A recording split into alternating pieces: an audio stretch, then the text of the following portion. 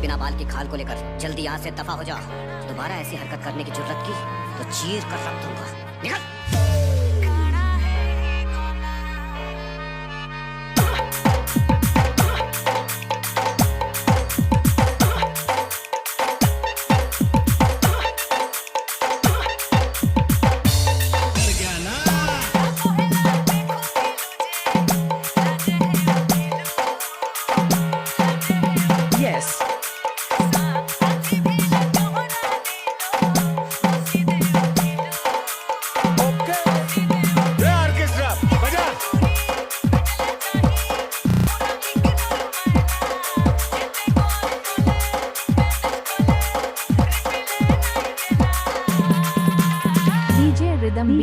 निकल।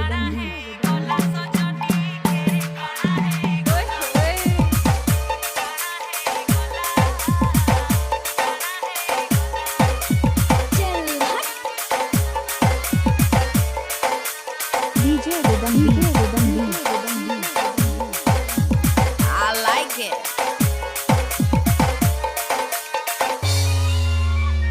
By Barger.